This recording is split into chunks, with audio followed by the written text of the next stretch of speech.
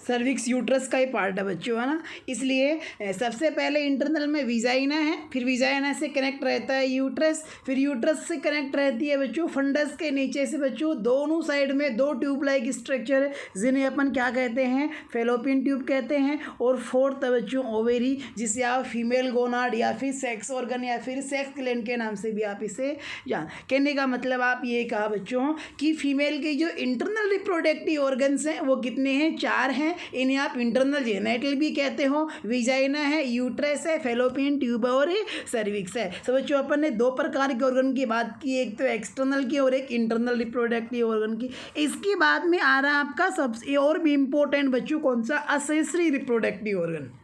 देखो बच्चों असेसरी, देखो रिप्रोडक्टिव ऑर्गन यानी कि इसका मतलब तो वो ऑर्गन जो रिप्रोडक्शन में हेल्प करते हैं। और यहाँ पे बच्चों असेसरी रिप्रोडक्टिव ऑर्गन, असेसरी का मतलब है सहायक, यानी कि रिप्रोडक्शन के अंदर कौन कौन से सहायक अंग है। जैसे कि मैं आपको एक एग्जांपल दूँ, अपना जो डाइजेस्टिव सिस्टम होता है, एलिमेंट्री कैनाल होता है, तो भाई डाइजेस्टिव सिस्टम के अंदर कौन कौन शामिल है, आपका माउथ शामिल है, आपका ओरोफेरिंग शामिल है, आपका ईसोफेगस स्टोमक है, इंटेस्टाइन है स्मॉल और लार्ज, और साथ साथ में डाइजेस्ट सिस्टम के कुछ असेसरी ऑर्गन्स भी है, यानी कि ऐसे ऑर्गन्स भी हैं जो एलिमेंट्री कैनाल के अलावा डाइजेशन के अंदर हेल्प करते हैं। जैसे कि आपका कौन है, लीवर है, आपका कौन है, पेनक्रियाज है, आपका कौन है बच्चों, गोल ब्लैडर है। सो ये सभी क्या है, डाइजेस्टिव सिस्टम के सहायक अंग हैं, डाइजेशन के अंदर हेल्प करते हैं। इसी प्रकार यहाँ पर अपने रिप्रोडक्टिव सिस्टम के भी असेसरी यानी कि सहायक अंग हैं। कौन कौन से हैं, असेसरी रिप्रोडक्टिव ऑर्गन या फिर असेसरी फीमेल जेनाइटल्स। तो ध्यान रखना बच्चों इनकी संख्या केवल 2 ही है। कौन कौन सी, एक तो ब्रिस्ट और दूसरा कौन सा है, बार्थोलिन ग्लैंड। हाँ बच्चों देखो ब्रिस्ट का रिप्रोडक्शन में यानी कि संतान उत्पत्ति में ऑफ स्प्रिंग प्रोडक्शन में कोई डायरेक्ट रोल नहीं है, लेकिन इनडायरेक्टली तो है भाई। जैसे ही बेबी यानी कि प्रेगनेंसी का पीरियड कंप्लीट हो जाएगा, बेबी मेच्योर हो जाएगा, लेबर प्रोसेस स्टार्ट हो जाएगी, बेबी डिलीवर भी हो जाएगा, लेकिन डिलीवरी के बाद में इस ऑफ स्प्रिंग के लाइफ स्पान के लिए, इसकी हेल्थ के लिए, इसके ग्रोथ के लिए, इसके डेवलपमेंट के लिए क्या चाहिए, मिल्क चाहिए इसकी लाइफ के लिए। और ये मिल्क कहाँ से बनेगा बच्चों, ब्रेस्ट से बनेगा। सो आप ये कह सकते हो कि भाई ब्रेस्ट भी क्या कर रहा है, रिप्रोडक्शन के अंदर हेल्प कर रहा है। सो ब्रेस्ट को आप किस कैटेगरी के अंदर डालते हो, असेसरी रिप्रोडक्टिव ऑर्गन्स के अंदर। फिर दूसरा आता है बार्थोलिन ग्लैंड्स। बच्चों देखो जब मैं बार्थोलिन ग्लैंड्स आपको पढ़ाऊंगा तो एक्सटर्नल जेनाइटल के अंदर पढ़ाऊंगा, लेकिन क्लासिफिकेशन में ध्यान रखना ये असेसरी रिप्रोडक्टिव ऑर्गन में आती है। यहाँ से अगर क्वेश्चन पूछे, क्या पूछे, which of the following is a accessory female reproductive organ, कि निम्न में से कौन सा असेसरी फीमेल रिप्रोडक्टिव ऑर्गन है। ऑप्शन ए के अंदर आ जाए मॉन्स वेनिनस, बी के अंदर आ जाए स्किनिस ग्लैंड, सी के अंदर आ जाए बार्थोलिन ग्लैंड और डी के अंदर आ जाए यूट्रस। तो ध्यान रखना आपको चूज करना है क्या, Bartholin gland, because Bartholin gland और ब्रेस्ट 2 ही किस क्राइटेरिया में आते हैं, फीमेल के असेसरी रिप्रोडक्टिव ऑर्गन्स के अंदर। लेकिन अपन जब पढ़ेंगे तो ये एक्सटर्नल के अंदर पढ़ेंगे, बिकॉज वेस्टिबुल के अंदर ये Bartholin gland, Skene's gland, vaginal opening, urethral opening ये सभी आ जाती है बच्चों। तो अपन 1 by 1 डिस्कस करते हैं बच्चों। सो देखो बच्चों इस प्रकार से अपन ने क्लासिफिकेशन देखा है फीमेल के रिप्रोडक्टिव ऑर्गन्स का, कि साहब 3 प्रकार के फीमेल के रिप्रोडक्टिव ऑर्गन है, यानी कि रिप्रोडक्टिव सिस्टम रिप्रोडक्टिव ऑर्गन से मिलके बना होता है। और ये रिप्रोडक्टिव ऑर्गन 3 प्रकार के हैं, एक एक्सटर्नल है, एक इंटरनल है और तीसरा कौन सा है, असेसरी। सो गाइज जैसा कि मैंने कमिटमेंट किया था अपन हर एक चीज़ डिस्कस करेंगे, लेकिन एक हायरार्की से डिस्कस करेंगे, 1 by 1 डिस्कस करेंगे, स्टेप बाय स्टेप डिस्कस करेंगे, एक एक कंसेप्ट के अकॉर्डिंग अपन डिस्कस करेंगे। सो बच्चों सबसे पहले अपन ने इनका क्लासिफिकेशन देखा, अब 1 by 1 डिस्कस करते हैं कि एक्सटर्नल में कौन कौन से हैं और साथ साथ में कौन कौन से की क्या स्ट्रक्चर होती है, कहाँ पाया जाता है और इनसे क्या क्या क्वेश्चंस अपने एग्जाम के अंदर पुटअप हो सकते हैं। सो लेट्स सी गाइज, अभी अपन सबसे पहले डिस्कस करेंगे बच्चों एक्सटर्नल जेनाइटल्स। क्या पढ़ेंगे अपन सबसे पहले, एक्सटर्नल जेनाइटल्स यानी कि एक्सटर्नल फीमेल रिप्रोडक्टिव ऑर्गन। सबसे पहले तो बच्चों आपको हर ऑर्गन का साइनोम या फिर हर टॉपिक का हर चैप्टर का, हर प्रोसीजर का साइनोम्स ध्यान में रखना है। क्या पता एक प्रोसीजर है 2 घंटे का है, पूरा अच्छे से आपने पढ़ा, लेकिन आपको उसका नाम नहीं पता और एग्जाम में वो क्वेश्चन, वो प्रोसीजर दूसरे नाम से पूछ लिया जाता है, तो ऐसी कंडीशन में आपकी पूरी मेहनत पे पानी फिर जाएगा। लेकिन वादा बच्चों, मैं आपकी पूरी मेहनत पे नहीं, थोड़ी सी मेहनत पे भी पानी नहीं फिरने दूंगा बच्चों। आपने जो मेहनत की है उसका रिजल्ट एब्सोल्युटली आपको दिलाऊंगा बच्चों, है ना। सो या जैसे कि मैं आपको एग्जांपल दूं भाई, एक प्रोसीजर होता है पैरासेंटेसिस। क्या होता है बच्चों? पैरासेंटेसिस का देखो कब करते हैं, एक कंडीशन होती है एसाइटिस, जिसके अंदर पेरिटोनियल कैविटी के अंदर एक्सेस फ्लूइड का एक्यूमुलेशन हो जाता है, जिससे कि एब्डोमिनल डिस्टेंशन देखने को मिलता है। सब बच्चों, एसाइटिस के अंदर एब्डोमिनल डिस्टेंशन को कम करने के लिए अपन पेरिटोनियल फ्लूइड को रिमूव करते हैं, तो इस प्रोसीजर का नाम है पैरासेंटेसिस। क्या नाम है? पैरासेंटेसिस। बड़ा लेक्चर है, आपने 2-3 घंटे तक इसे पढ़ा, लेकिन इसका दूसरा नाम भी है एब्डोमिनल टेपिंग। क्या नाम है? और अगर आपने पैरासेंटेसिस का मीनिंग, क्यों करते हैं, कैसे करते हैं, कब करते हैं, कितना फ्लूइड निकालते हैं, सब कुछ डिस्कस किया, लेकिन इतना पता नहीं आपको, आपने इतना नोटिस नहीं किया कि इसका दूसरा नाम एब्डोमिनल टेपिंग भी है। और जब क्वेश्चन आया एग्जाम के अंदर एब्डोमिनल टेपिंग के नाम से, तो आपकी बत्ती गुल हो गई। साहब ऐसा तो कभी हमने सुना ही नहीं, ये क्या चीज़ आ गई। या तो आपने क्वेश्चन को अटेम्प्ट नहीं किया, और अगर अटेम्प्ट किया भी तो आपकी उसके अंदर गलती हुई, नेगेटिव मार्किंग के आप शिकार हो जाओगे। इसलिए साइनोम्स का आपको ध्यान में रखना है।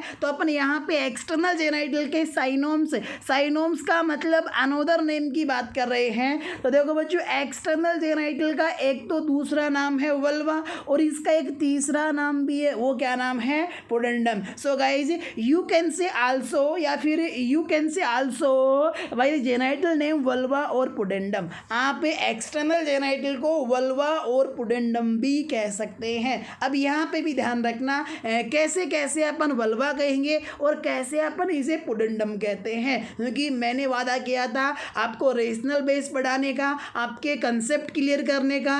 रटना नहीं है बच्चों, बिकॉज रटी हुई चीज़ आपके माइंड में लंबे समय तक रिटेन नहीं करती है, कुछ समय के बाद में आपके माइंड से निकल भगती है। इसलिए आपको समझना है, रेशनल बेस पढ़ना है, जिससे कि ये चीज़ है, जो टॉपिक है, ये बात आपके माइंड में लंबे टाइम तक स्टे कर सके बच्चों, ना। तो देखो, एक्सटर्नल जेनाइटल्स का अनदर नेम वल्वा भी है। वल्वा कैसे कहते हैं? देखो बच्चों, सभी के सभी एक्सटर्नल जेनाइटल्स को कलेक्टिवली, यानी कि सामूहिक रूप से, जैसे कि किसको? Mons pubis, labia majora, labia minora, clitoris, vestibule और पेरिनियम, इन सभी को सामूहिक रूप से आप क्या कहते हो?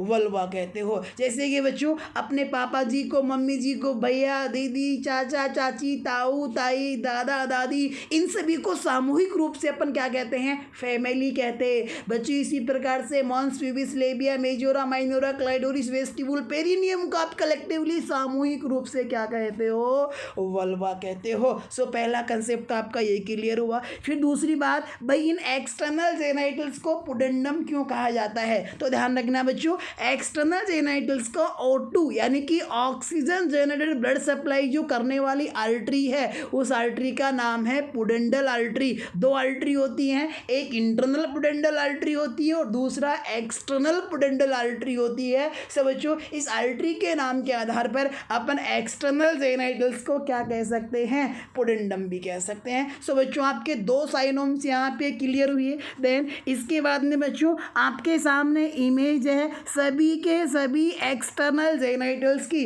अपन ने 6 डिस्कस किए थे। सबसे ऊपर जो दिख रहा है, जहाँ पे हेयर ग्रो हो रही है, इसे अपन मॉन्स प्यूबिस कहते हैं। फिर मॉन्स प्यूबिस के बाद में दोनों साइड में इस तरह भी ये जो लिप के जैसा ये जो बड़ा फोल्ड है, इसे अपन क्या कहते हैं? लेबिया मेजोरा कहते हैं। ये दोनों साइड में होता है, राइट साइड में भी होता है, लेफ्ट साइड के अंदर भी। इस तरफ ये रहा, इसे अपन क्या कहेंगे? लेबिया मेजोरा कहेंगे। फिर इसके बाद में 2 छोटे फोल्ड आते हैं। देखो मेजोर, ये तो मेजोरा हो गई ये वाली तो, और इसके बाद में अंदर देखो ये जो पतले फोल्ड हैं, ये जो पतला सा जो फोल्ड दिख रहा है, इस पतले से फोल्ड को अपन क्या कहते हैं? Labia minora. सो पहला मॉन्स प्यूबिस हो गया, दूसरा लेबिया मेजोरा हो गया, और तीसरा इसके अंदर ये जो पतला सा फोल्ड है, ये क्या हो गया? लेबिया माइनोरा हो गया। सो गाइज, इस प्रकार से अपने जो फीमेल रिप्रोडक्टिव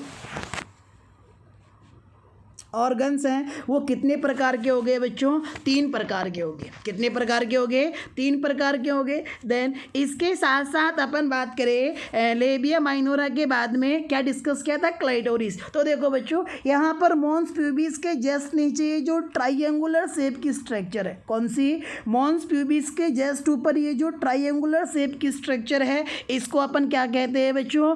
क्लाइटोरिस कहते हैं। क्या कहते हैं इसे? अपन क्लाइटोरिस के नाम से जानते हैं बच्चों। देन इसके बाद में चौथा अपन ने डिस्कस किया था वेस्टिबुल। तो देखो बच्चों वेस्टिबुल क्या है? जो लेबिया माइनोरा का ये वाला और ये वाला, लेबिया माइनोरा की ये जो दोनों फोल्ड्स हैं, इन दोनों फोल्ड्स के बीच में ये जो क्लेफ्ट है, क्लेफ्ट का मतलब ये जो स्पेस है, इस स्पेस को अपन क्या कहते हैं? वेस्टिबुल कहते हैं। ये चौथा एक्सटर्नल रिप्रोडक्टिव ऑर्गन हुआ। फिर इसके बाद में बच्चों पांचवा अपन ने डिस्कस किया था। पांचवा क्या डिस्कस किया था बच्चों अपन ने? मॉन्स प्यूबिस पहला हो गया, लेबिया मेजोरा दूसरा हो गया, लेबिया माइनोरा तीसरा हो गया, चौथा कौन सा हो गया बच्चों? यहाँ पे लेबिया माइनोरा के बाद में क्लाइटोरिस हो गया। और फिर देखो इसके अंदर एक अपन ने डिस्कस किया था, क्या डिस्कस किया था बच्चों? पेरिनियम। क्या डिस्कस किया था अपन ने? पेरिनियम। सो बच्चों पेरिनियम क्या है बच्चों? पेरिनियम भी देखो 2 प्रकार की होती है। यहाँ पर ये जो आपको डायमंड शेप की स्ट्रक्चर इस प्रकार से ये जो दिखा रखा है ये क्या है? पेरिनियम है पूरी की पूरी। लेकिन आपने पढ़ा होगा कि सर पेरिनियम की शेप तो ट्रायंगुलर होती है। कैसी होती है? ऐसी, यानी कि ऐसी शेप की होती है। पेरिनियम तो ट्रायंगुलर शेप की होती है। और यहाँ तो आपने कुछ और ही बता रखा है, डायमंड शेप की यहाँ पे बता रखा है। तो ध्यान रखना गाइज, पेरिनियम भी 2 प्रकार की होती है। एक तो एनाटोमिकल पेरिनियम होती है और दूसरी ऑब्स्टेट्रिकल पेरिनियम होती है। बच्चों जब अपन पेरिनियम डिस्कस करेंगे तो इन सभी को अपन 1 बाय 1 डिस्कस करेंगे। Clear guys? तो गाइज ये थे आपके एक्सटर्नल रिप्रोडक्टिव ऑर्गन या फिर क्या थे बच्चों? जेनाइटल्स थे। सभी के सभी 6 के 6 अपन ने डिस्कस कर लिए बच्चों, है ना। मॉन्स प्यूबिस डिस्कस कर लिया, लेबिया मेजोरा यानी कि ये रहा मॉन्स प्यूबिस, ये रहा लेबिया मेजोरा, इसके अंदर ये जो पतला फोल्ड है ये रहा लेबिया माइनोरा, चौथा आपने वेस्टिबुल डिस्कस किया, पांचवा आपने क्लाइटोरिस और छठवा फिर आपने क्या डिस्कस किया? पेरिनियम। अभी आपने एक लोकेशन जानी है कि कौन सा ऑर्गन कहाँ पे हुआ, अभी पढ़ा नहीं है बच्चों। अभी तो इन सभी के बारे में 1 बाय 1 डिस्क्रिप्टिवली मैं आपको पढ़ाऊंगा। अभी आपके माइंड में एक कंसेप्ट क्लियर हुआ कौन सा ऑर्गन कहाँ पर होता है। तो चलो अपन सभी के सभी एक्सटर्नल रिप्रोडक्टिव ऑर्गन्स को 1 बाय 1 डिस्कस करते हैं बच्चों। और देखो सबसे पहले अपन लेते हैं, किसको लेते हैं? मॉन्स प्यूबिस को। भाई mons pubis external reproductive organ है। तो देखो मॉन्स प्यूबिस के बारे में पहला जो क्वेश्चन आपको आ सकता है वो कौन सा है? इसके अनोदर नेम से। ध्यान रखना बच्चों, मॉन्स प्यूबिस का दूसरा नाम क्या है? मॉन्स वेनिरस। क्या नाम है? मॉन्स वेनिरस। ये नाम ध्यान रखना बच्चों। इससे डायरेक्ट क्वेश्चन तो नहीं बनता लेकिन इनडायरेक्ट क्वेश्चन बनता है। कैसे बनता है? जैसे आपको क्वेश्चन ऐसे पूछ ले, which of the following is not a external reproductive organ, कि निम्न में से कौन सा एक्सटर्नल रिप्रोडक्टिव ऑर्गन है? नहीं है। ऑप्शन ए के अंदर आ जाए आपके पास में क्या? वेस्टिबुल आ जाए। ऑप्शन बी के अंदर लेबिया मेजोरा आ जाए। ऑप्शन सी के अंदर आपके पास में आ जाए मॉन्स वेनिरस। और ऑप्शन डी के अंदर आपके पास में आ जाए क्या बच्चों? पेरिनियम। क्या सॉरी वेजाइना। ऑप्शन डी में क्या आ जाए आपके पास में? वीजाइन आ जाए, या फिर कोई भी आ जाए, सर्विक्स आ जाए, यूट्रस आ जाए, ब्रिस्ट आ जाए, या फिर बार्थोलिन ग्लैंड आ जाए। यहाँ पे देखो ज़्यादा कन्फ्यूजन तो बच्चों को बार्थोलिन ग्लैंड से होता है। ऑप्शन ए के अंदर आपको वेस्टिबुल दे दिया, बी के अंदर आपको दे दिया लेबिया मेजोरा, ए में आपको दे दिया वेस्टिबुल, बी में दे दिया आपको लेबिया मेजोरा, सी के अंदर आपको दे दिया यहाँ पर क्या बच्चों? मॉन्स वेनिरस, और डी के अंदर दे दिया आपको बार्थोलिन ग्लैंड। तो बताओ इनमें से कौन सा एक्सटर्नल रिप्रोडक्टिव ऑर्गन नहीं है? तो देखो अगर आपको पता है कि मॉन्स प्यूबिस का दूसरा नाम ही मॉन्स वेनिरस है तब तो बच्चों आपका ये क्वेश्चन सही हो जाएगा। अदरवाइज आप अगर इसमें तुक्का मारोगे एब्सोल्युटली आपका आंसर रॉन्ग होना है, आप नेगेटिव मार्किंग के शिकार होने हैं और ऐसी कंडीशन में कंपटीशन से बाहर हो जाने हैं। अपने को क्वेश्चन गलत नहीं करना, नेगेटिव मार्किंग का शिकार नहीं होना, कंपटीशन से बाहर नहीं होना, होना, मैदान में अपने को अपना स्थान भी बनाए रखना है। इसलिए आपको साइनोम्स के ऊपर ही फोकस करने की आवश्यकता है। अगर आपने ये दूसरा नाम नहीं पढ़ा होता तो एब्सोल्युटली जहाँ तक मेरा अनुमान है आप बार्थोलिन ग्लैंड चूज करते, सॉरी आप क्या चूज करते, मॉन्स वेनिरस चूज करते। क्या चूज करते आंसर कि साहब मॉन्स वेनिरस हमने कभी नहीं सुना कि बार्थोलिन भी हम एक्सटर्नल में पढ़ते हैं, मेजोरा भी पढ़ते हैं, वेस्टिबुली पढ़ते हैं, तो इसका मतलब आपका लॉजिक कहाँ पे लगता, मॉन्स वेनिरस पे। लेकिन ध्यान रखना मॉन्स वेनिरस है मॉन्स प्यूबिस का ही दूसरा नाम है, बल्कि जो बार्थोलिन ग्लैंड है ये एक्सटर्नल नहीं है, ये तो असेसरी रिप्रोडक्टिव ऑर्गन है, फीमेल का असेसरी रिप्रोडक्टिव ऑर्गन है बच्चों। तो बच्चों निम्न में से ऑप्शन डी यानी कि 4 number Bartholin gland external reproductive organ है नहीं है। सो अपना जो करेक्ट आंसर है वो कौन सा होना है, ऑप्शन है डी होना है। सो गाइज इस प्रकार से आपको सभी के सभी किन का ध्यान में रखना है, साइनोम्स का भी ध्यान में रखना है। या मॉन्स प्यूबिस का दूसरा नाम है मॉन्स वेनिरस। फिर देखो इसके बाद में बड़ा अच्छा और प्यारा क्वेश्चन, अगर आपसे पूछ ले व्हाट इज मॉन्स प्यूबिस, आपसे कोई पूछ ले what do you mean by mons pubis, mons pubis का मतलब क्या होता है, आप क्या समझते हो मॉन्स प्यूबिस से, why what is mons pubis, है क्या मॉन्स प्यूबिस। तो बच्चों आपको बड़े प्यार से पॉलिटी से आंसर देना है कि भैया mons pubis is nothing, mons pubis is only और only a seat. Mons pubis क्या है, एक सीट है, एक पैड है, यानी कि एक चद्दर है किसका, एडिपोज कनेक्टिव टिश्यू का, किसका, जो अपना एडिपोज कनेक्टिव टिश्यू है बच्चों इसकी एक सीट होती है, एक चद्दर होती है, कहाँ पे होती है, लोकेशन कहाँ पे होती है, इन फ्रंट ऑफ प्यूबिस, कहाँ पे होती है, इन फ्रंट ऑफ प्यूबिस। अब आपके माइंड में ये आया होगा कि सर ये प्यूबिस क्या है, ये कहाँ पे होती है, तो ध्यान रखना बच्चों प्यूबिस बोन है,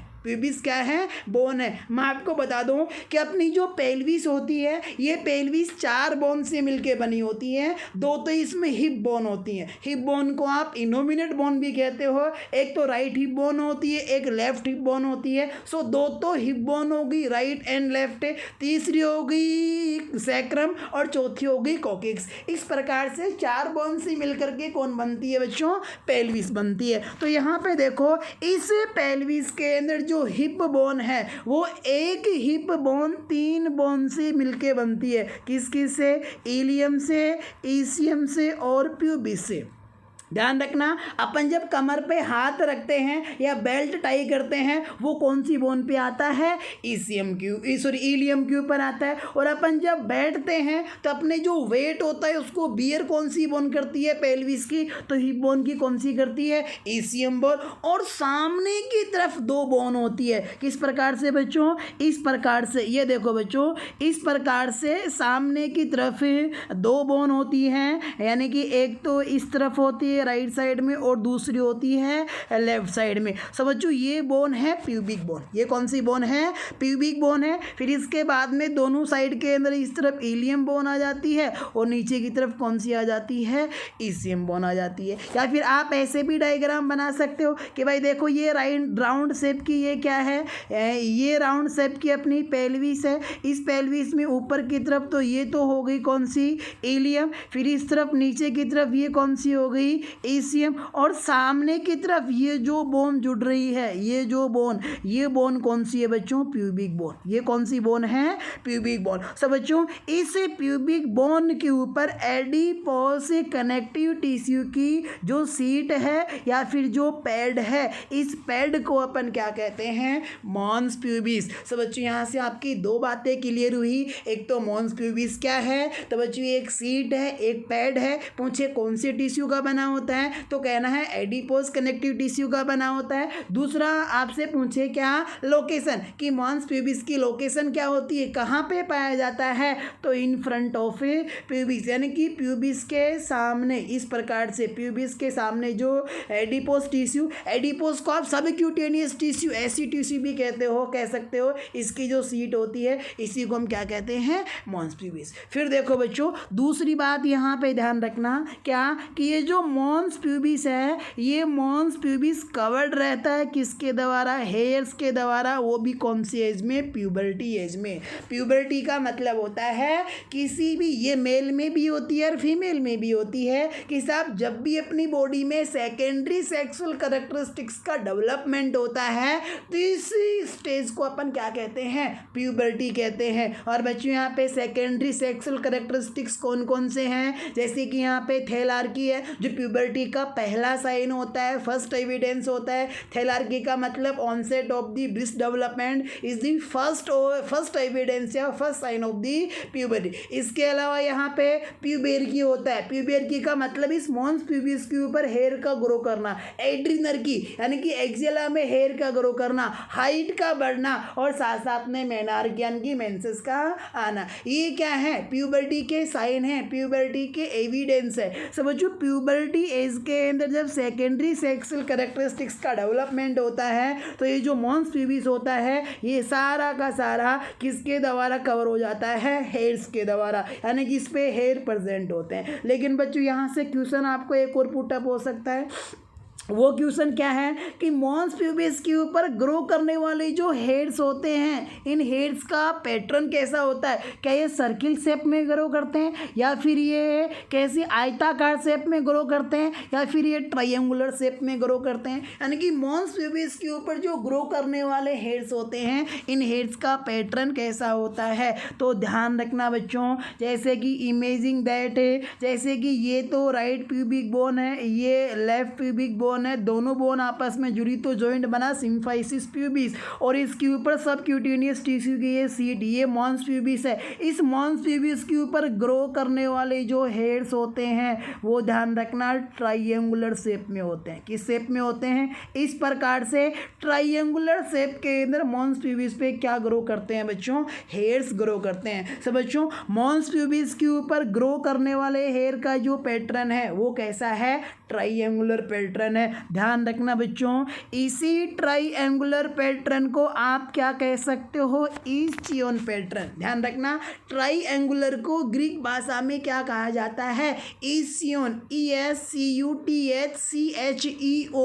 ईस्चियन पैटर्न भी कह सकते हो। सब बच्चों आपको घबराना नहीं है, अगर क्वेश्चन पूछे कि साहब मॉन्स प्यूबिस के ऊपर हेयर किस के पैटर्न में ग्रो करते हैं, तो अगर ऑप्शन में ट्रायंगुलर नहीं मिले तो ध्यान रखना क्या मिलेगा आपको, ईस्चियन मिलेगा। क्लियर गाइज, ये बात हुई बच्चों यहाँ से ग्रोविंग हेड्स की। फिर इसके बाद में ध्यान रखना क्वेश्चन यहाँ से पूछेगा आपको क्या कि मॉन्स प्यूबिस के अंदर कौन सी ग्लैंड पाई जाती है। और बच्चों को यहाँ पे दो ग्लैंड में कन्फ्यूजन होता है, एक तो सीबीसीएस ग्लैंड और एक स्वीट ग्लैंड। बच्चों मैं आपका ये कन्फ्यूजन आज हमेशा के लिए दूर कर रहा हूँ। जो मॉन्स प्यूबिस होता है उसमें कभी भी सीबीसीएस ग्लैंड नहीं पाई जाती है। कौन सी ग्लैंड पाई जाती है, स्वीट ग्लैंड पाई जाती है। क्योंकि बच्चों मॉन्स प्यूबिस में हेयर ग्रो कर रहे हैं, और हेयर ग्रो कब करते हैं, जब हेयर फॉलिकल, भाई जब बीज होगा तभी तो पौधा बनेगा, यानी कि जब हेयर फॉलिकल होगा तभी तो हेयर बनेंगे।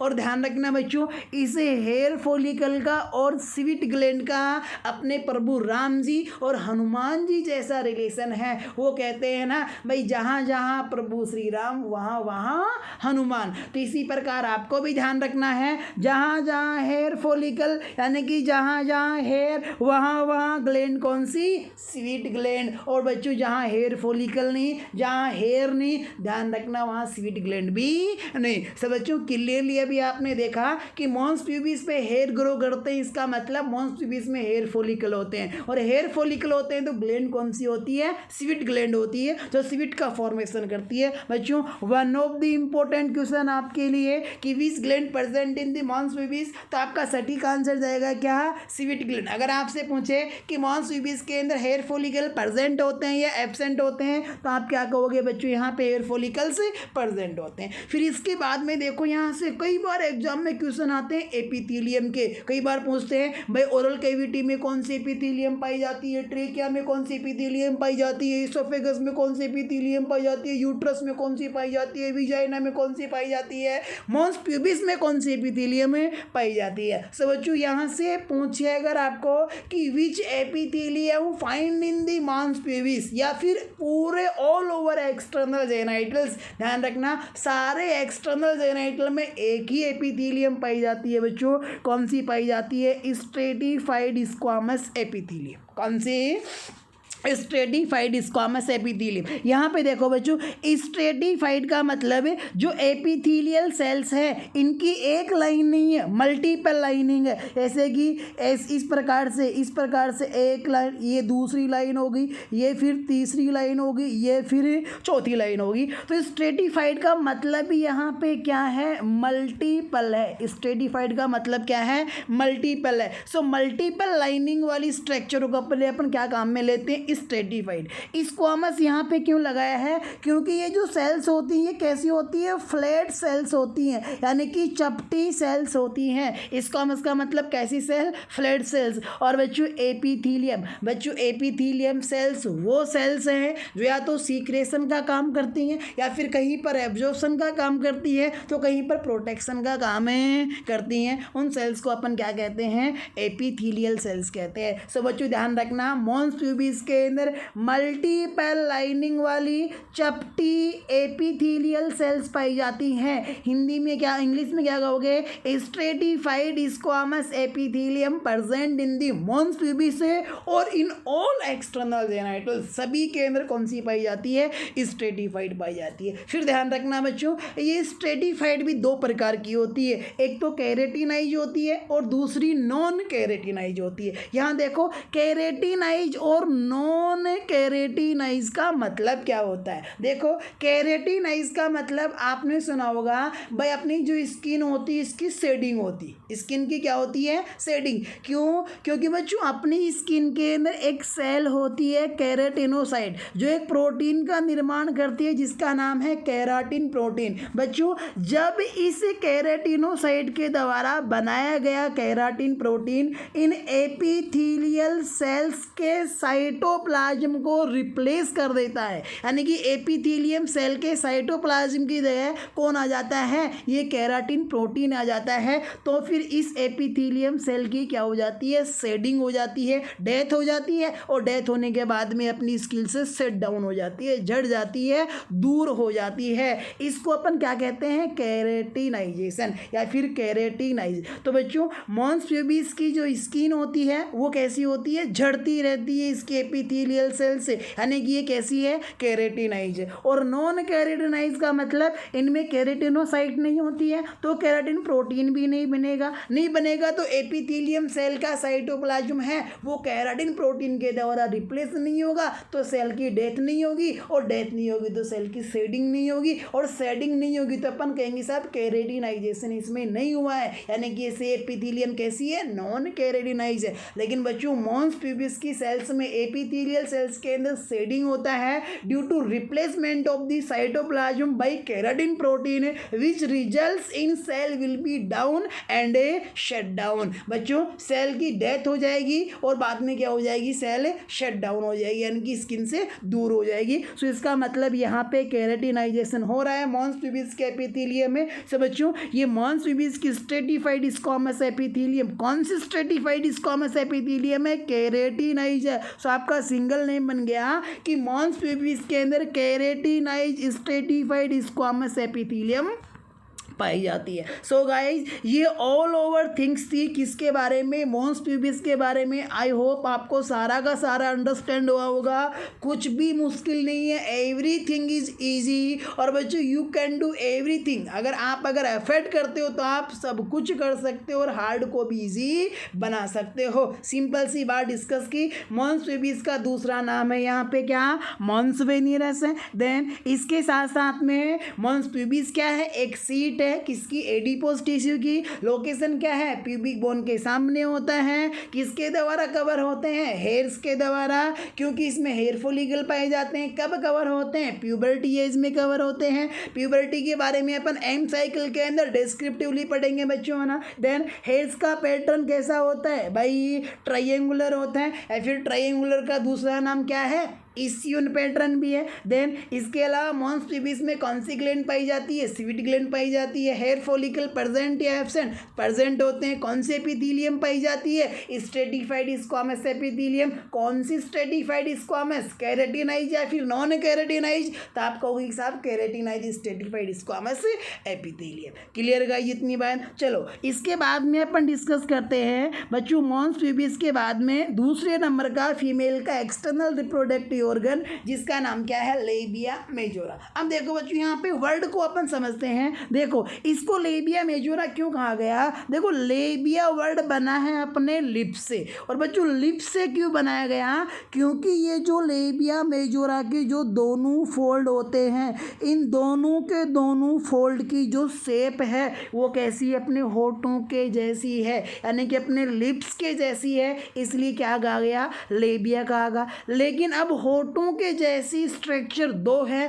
एक बड़ी है और एक छोटी है। तो ये जो बाहर है ये कैसी है? ये बड़ी और मोटी है और अंदर थोड़ी पतली है, इसलिए जो बाहर बड़ी है उसको क्या कह दिया गया? मेजोरा कह दिया गया। सब बच्चों लेबिया मेजोरा का मतलब है फीमेल के एक्सटर्नल रिप्रोडक्टिव ऑर्गन के अंदर दो लिप्स के जैसी स्ट्रक्चर होती हैं, जिनमें बाहर की तरफ बड़ी होती है और अंदर की तरफ छोटी होती है। बड़ी वाली को लेबिया मेजोरा कहेंगे और छोटी वाली को अपन क्या कहेंगे? बड़ी वाली को लेबिया मेजोरा कहेंगे और छोटी वाली को अपन क्या कहेंगे? लेबिया माइनोरा कहेंगे। क्लियर गाइस जितनी बात?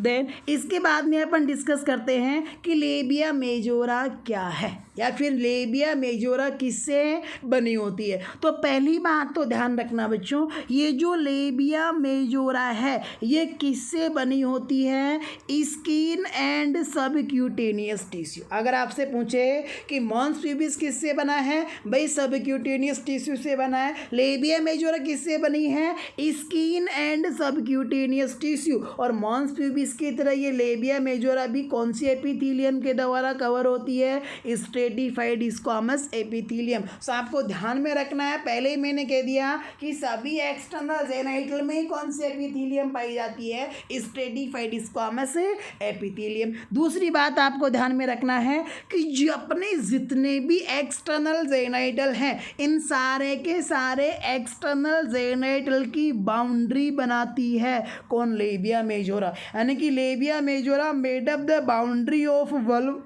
या फिर एक्सटर्नल जेनाइटल्स। जैसा कि आप इस इमेज के अंदर देख सकते हो ये लेबिया मेजोरा है, और बच्चों इस लेबिया मेजोरा के अंदर सारे एक्सटर्नल जेनाइटल है। क्लाइटोरिस भी है, माइनोरा भी है, वेस्टिबुल भी है, पेरिनियम का एरिया भी इसी से स्टार्ट होता है। सो बच्चों यहाँ से आपको क्वेश्चन भी पूछ सकता है कि which external genital made up the boundary of vulva, कि कौन सा एक्सटर्नल जेनाइटल वल्वा की बाउंड्री बनाता है। तो बच्चों आपका जो आंसर है वो क्या जाएगा? Labia majora. और बच्चों देखो यहाँ पे जो लेबिया मेजोरा है इसके दो फोल्ड्स होते हैं। There are two folds of a labia majora. It means labia majora is bilateral. भाई अगर एक फोल्ड होता तो अपन कहते हैं यूनिलेटरल फोल्ड है, लेकिन दो हैं तो अपन क्या कहेंगे? बाइलेटरल फोल्ड है। देख लो बच्चों आपकी आंखों के सामने डबल फोल्ड है, एक फोल्ड तो ये रहा और एक फोल्ड ये रहा। दो फोल्ड होते हैं लेबिया मेजोरा के, यानी कि क्या कहेंगे अपन? Bilateral fold. साथ साथ में थिक फोल्ड हैं, मोटे फोल्ड्स होते हैं बच्चों ना। सो आपको ध्यान में रखना है कि बायोलेटरल फोल्ड है, लेकिन इसके साथ साथ में आपको दूसरी बात ध्यान में रखनी है कि each fold of labia majora have two surface. Sorry यहाँ पे टू, टी ओ नहीं, यहाँ पे दो आएगा, टी डब्ल्यू ओ। यहाँ पे टू गलती से मिसप्रिंट हो गया, क्या? टी डब्ल्यू ओ या फिर मैथ में टू। यानी कि लेबिया मेजोरा के हर फोल्ड की कितनी सरफेस होती हैं? दो सरफेस होती है बच्चों। कौन कौन सी? एक तो इनर सरफेस होती है और दूसरी आउटर सरफेस होती है। देखते हैं ये इनर सरफेस आउटर सरफेस कैसे। जैसे कि देखो बच्चों एक तो लेबिया मेजोरा का ये फोल्ड है और एक लेबिया मेजोरा का ये फोल्ड, ये दो फोल्ड हो गए, बायोलेटरल फोल्ड हो गई। अब अपन ने कहा each fold of labia majora have two या टी डब्ल्यू ओ या फिर मैथ में टू, इस टू को मिस यानी कट कर देना आप, यहाँ दो, यानी कि दो सरफेस होती हैं हर फोल्ड की ये पहला फोल्ड और ये दूसरा फोल्ड। अपन ने कहा हर फोल्ड की दो सरफेस होती है। फिर इस लेबिया मेजोरा के अंदर की तरफ क्या आ जाएगा, लेबिया माइनोर आ जाएगा। फिर यहाँ वेस्टिबुल आ जाएगा, नहीं पेरिनियम आ जाएगा, ऊपर मॉन्स प्यूबिस हो गया और यहाँ पे क्लाइटोरिस हो गया। तो देखो हर सरफेस यानी कि हर फोल्ड की दो सरफेस होती है, ये एक फोल्ड और ये दूसरा फोल्ड। इस फोल्ड की दो सरफेस, एक तो ये वाली सरफेस जो बाहर की तरफ है जिसे अपन क्या कहेंगे, आउटर सरफेस कहेंगे, और एक ये वाली सरफेस जो अंदर की तरफ लेबिया माइनोरा की तरफ है इसे अपन क्या कहेंगे, इनर सरफेस कहेंगे। इसी प्रकार दो सरफेस इस फोल्ड की भी है, ये आउटर सरफेस और ये inner surface. So guys you can say clearly that the labia majora have two surface, first one is inner surface, second one is outer surface. तो देखो बच्चों यहाँ पे इनर और आउटर सरफेस से क्या क्या क्वेश्चन पुट अप होते हैं। देखो बच्चों यहाँ पे आपने नोट किया होगा कि लेबिया मेजोरा की आउटर सरफेस के ऊपर हेयर प्रेजेंट मिलते हैं, लेकिन इनर सरफेस पे हेयर नहीं मिलते। क्यों नहीं मिलते, क्योंकि लेबिया मेजोरा की जो आउटर सरफेस होती है वहाँ पर हेयर फॉलिकल क्या होता है, प्रेजेंट। किसकी बात कर रहा हूँ मैं, आउटर सरफेस की बात कर रहा हूँ। आउटर सरफेस पे हेयर फॉलिकल क्या होता है, लेबिया मेजोरा में प्रेजेंट होता है, और अगर हेयर फॉलिकल होगा तो हेयर भी ग्रो करेगा। इसीलिए लेबिया मेजोरा की आउटर सरफेस पे क्या मिलते हैं, इस प्रकार से, ऐसे कि ये लेबिया मेजोरा है, ये आउटर सरफेस है, यहाँ पे क्या मिलेंगे, हेयर्स मिलेंगे। लेकिन ये जो इनर सरफेस है यहाँ पे हेयर फॉलिकल्स नहीं होते हैं, इसलिए ये बिल्कुल प्लेन होती है, यहाँ पे हेयर्स प्रेजेंट नहीं होंगे। So inner surface of the labia majora not have hair follicle but outer surface have hair follicle. Then इसके बाद में बात करें ग्लैंड कौन सी पाई जाती है लेबिया मेजोरा में, तो सरफेस के अकॉर्डिंग। मैंने पहले क्या कहा था मॉन्स प्यूबिस में, जहाँ जहाँ हेयर फॉलिकल वहाँ वहाँ क्या, स्वीट ग्लैंड, जहाँ जहाँ राम जी वहाँ वहाँ हनुमान जी। तो यहाँ पे देखो हेयर फॉलिकल की सरफेस के ऊपर है, आउटर सरफेस पे है, तो आउटर सरफेस पे ग्लैंड कौन सी होगी, स्वीट ग्लैंड होगी। इनर सरफेस पे हेयर फॉलिकल है क्या, नहीं है, तो स्वीट ग्लैंड नहीं होगी, तो फिर कौन सी ग्लैंड होगी इनर सरफेस के ऊपर बच्चों, सीबीसीएस ग्लैंड होगी इनर सरफेस के ऊपर। सो बच्चों यहाँ से ग्लैंड का इंपॉर्टेंट क्वेश्चन है बच्चों, है ना, क्या यहाँ से मैंने क्वेश्चन भी टाइप कर दिया है, विच gland find in inner surface of labia majora. Labia majora की इनर सरफेस के ऊपर कौन सी ग्लैंड पाई जाती है, तो आपका आंसर जाएगा क्या, सीबीसीएस ग्लैंड। अगर आपसे पूछे विच gland find on outer surface of labia majora, labia majora के आउटर सरफेस पे कौन सी ग्लैंड पाई जाती है, तो आपका आंसर क्या आ जाएगा बच्चों, स्वीट ग्लैंड। इतनी बात क्लियर है बच्चों। चलो फिर लेबिया मेजोरा के बारे में और बात अपन डिस्कस करते हैं। देखो इसके बाद में क्या कहा गया है, यहाँ पर दो बातें कही गई है लेबिया मेजोरा के बारे में, एक ये वाली और एक ये वाली। देखते हैं पहली बात क्या की गई है, upper fold of labia majora merge into mons pubis, कि जो लेबिया मेजोरा के जो अपर फोल्ड्स हैं वो मर्ज हो जाते हैं, मिल जाते हैं, विलीन हो जाते हैं किसके अंदर, मॉन्स प्यूबिस के अंदर। आप यहाँ पर देखो बच्चों, यहाँ पे देखो, देखो ये लेबिया मेजोरा है, ये इसके अपर फोल्ड है और ये इसके लोअर फोल्ड है। तो आपके सामने है लेबिया मेजोरा के दोनों अपर फोल्ड देखो मॉन्स प्यूबिस में मिल गए, यानी कि मर्ज हो गए, यानी कि विलीन हो गए। सो बच्चों लेबिया मेजोरा के अपर फोल्ड्स कहाँ जाते हैं, मॉन्स प्यूबिस में मिल जाते हैं। अपर फोल्ड आपस में जुड़ते नहीं है, किस में मिल जाते हैं, मॉन्स प्यूबिस के अंदर मिल जाते हैं। लेकिन ध्यान रखना ये लेबिया मेजोरा के लोअर फोल्ड है, लेकिन ये लोअर फोल्ड आपस के अंदर देखो यहाँ पे जुड़ रहे हैं। कहाँ पे, लेबिया मेजोरा के ये दोनों लोअर फोल्ड, ये यहाँ पे देखो एनएस है, ये एनएस है, इस एनएस के सामने ये दोनों फोल्ड आपस के अंदर जुड़ते हैं। और ध्यान रखना बच्चों जब लेबिया मेजोरा के दोनों फोल्ड आपस में जुड़ते हैं तो इसे क्या कहा जाता है, इसे अपन कहते हैं पोस्टीरियर कोमिसर। क्या कहेंगे बच्चों? पोस्टीरियर कोमिसर कहेंगे। इधर देखो आप, यहाँ पर नीचे देखो, कहाँ कही गई थी ये बात? यहाँ पे कही गई थी। अपर फोल्ड तो भाई क्या हो गए? विलीन हो गए, मर्ज हो गए। लेकिन जो लोअर फोल्ड है, यानी कि both lower fold of labia majora joins या फिर फ्यूजेज, यानी कि जुड़ते हैं टू ईच अदर, एक दूसरे से। और जब दोनों फोल्ड आपस में एक दूसरे से जुड़ते हैं तो कार्ड, यानी कि इन्हें कहते हैं, क्या कहते हैं? Posterior commissure. One of the important question है बच्चों आपके एग्जामिनेशन के लिए। क्वेश्चन कैसे पूछेगा? क्वेश्चन ऐसे पूछेगा कि when both lower fold of labia majora joins to each other then it is called, कि जब लेबिया मेजोरा के दोनों लोअर फोल्ड्स आपस में जुड़ते हैं तो इन्हें क्या कहा जाता है? तो आपका भला पॉलिटी से आंसर दोगे बच्चों, आप क्या दोगे? Posterior commissure. Clear guys? Then इसके बाद में नेक्स्ट अपन डिस्कस करते हैं, क्या डिस्कस करते हैं कि जो लेबिया मेजोरा है ये होमोलोगस होती है किसके? स्क्रोटम के। बच्चों ये क्वेश्चन भी एग्जाम में बहुत बार आ गया। ये जोधपुर एम्स में आया हुआ है, पटना एम्स में आया हुआ है, GMCH के अंदर आया हुआ है, और बच्चों आगे भी आता रहेगा। तो आज इस कंसेप्ट को क्लियर कर लो कि क्या होता है होमोलोगस और क्या होता है एनालोगस। अपन ने क्या कहा कि जो लेबिया मेजोरा है ये होमोलोगस होती है किसके? स्क्रोटम में। अब इस बात को समझने के लिए अपने को पता होना चाहिए कि भाई ये होमोलोगस क्या होता है। तो इस बात को मैंने यहाँ पे समझाया है।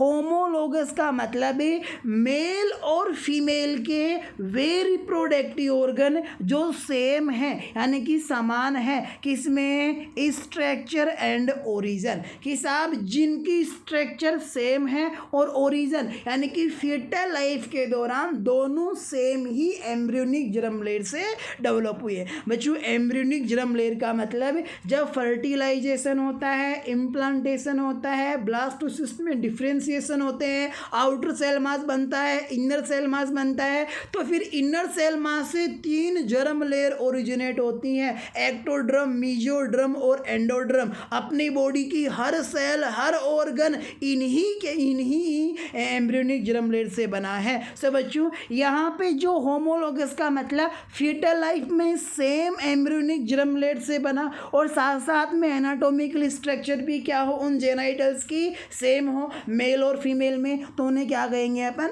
होमोलोगस कहेंगे। जैसे मैं आपको एग्जांपल दूसरा क्या दूँ, यहीं पर आपकी आंखों के सामने ही है कि लेबिया मेजोरा की स्ट्रक्चर भाई किससे बनी है?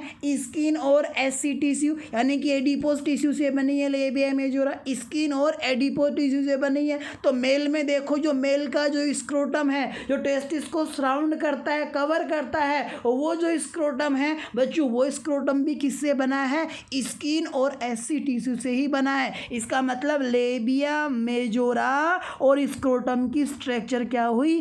सेम हुई। अब बात करते हैं ओरिजिन की। तो भाई फीटल लाइफ के दौरान लेबिया मेजोरा भी एक्टोड्रम से बनती है, और साथ साथ के अंदर जो मेल में स्क्रोटम है वो भी किससे बनता है? एक्टोड्रम से बनता है। इसका मतलब ओरिजिन भी दोनों का क्या है?